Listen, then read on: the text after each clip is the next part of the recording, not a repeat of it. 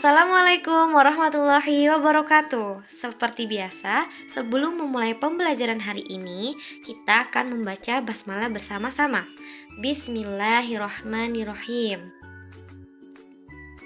Nah, untuk hari ini kita akan membahas tematik tema 2, subtema 1, pembelajaran 3 untuk kelas 4.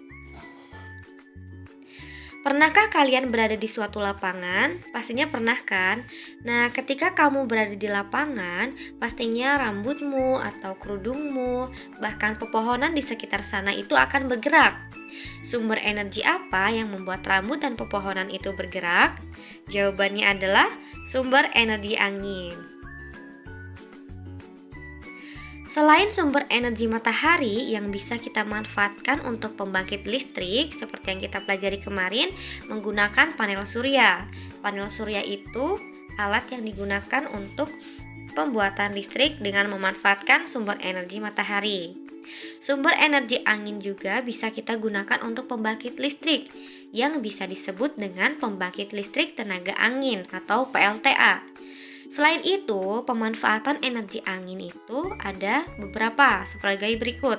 Yang pertama, untuk pemompa air, yaitu untuk keperluan rumah tangga dan pertanian. Kemudian yang kedua, melaksanakan kegiatan pertanian seperti menggiling jagung dan menggiling tepung. Kincir angin berguna sebagai pembangkit listrik. Bagaimana caranya?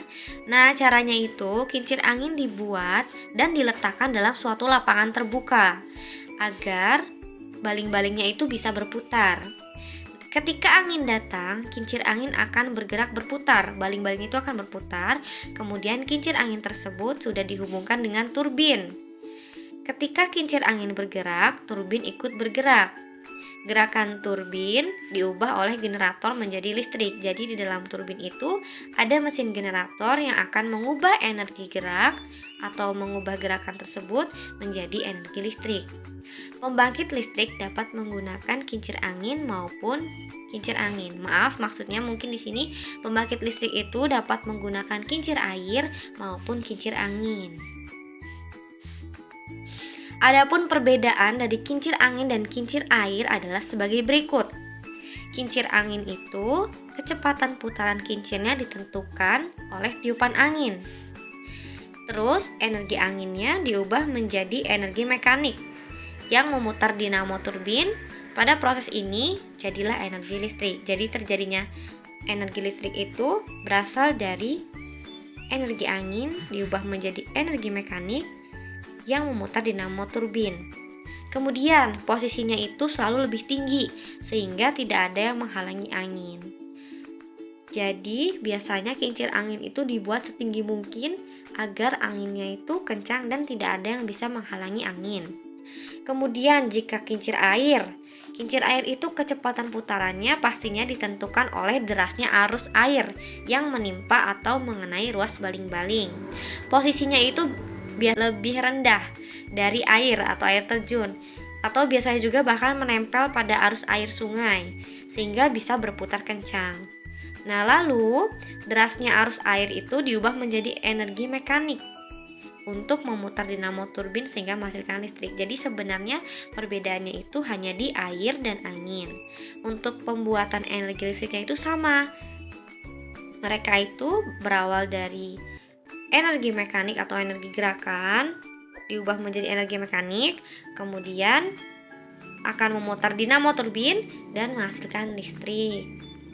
Nah, untuk gambarnya sebagai berikut.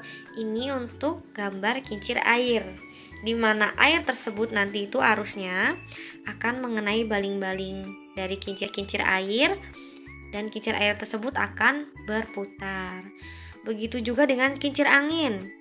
Baling-balingnya itu nanti akan berputar jika mengenai angin. Kemudian yang selanjutnya mengenai teks visual. Seperti yang kita sudah tahu, teks visual adalah sebuah karya sastra yang menggunakan dua unsur, yaitu teks dan visual atau berupa gambar. Teks digunakan untuk menyampaikan informasi, sementara unsur visual digunakan untuk mendukung teks. Jadi gambar tersebut untuk mendukung teks. Dalam sebuah teks visual terdapat gagasan pokok yang bisa dikembangkan.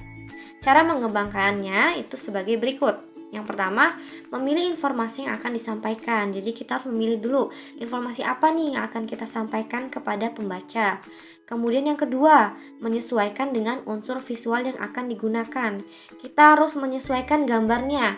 Kira-kira gambarnya itu apa ya yang sesuai dengan informasi yang ingin kita sampaikan. Kemudian yang ketiga, berdasarkan dua informasi di atas, kita dapat mengembangkan gagasan pokok. Jika kita sudah memiliki atau menentukan informasi dan gambarnya yang sudah sangat berkaitan atau sudah sangat nyambung, barulah kita bisa mengembangkan gagasan pokoknya. Kita akan membuat gagasan pokoknya dulu, kemudian baru kita kembangkan menjadi gagasan-gagasan pendukung. Nah, mungkin cukup sekian untuk pembelajaran hari ini. Kurang lebihnya mohon maaf. Terima kasih. Wassalamualaikum warahmatullahi wabarakatuh. Semangat belajar!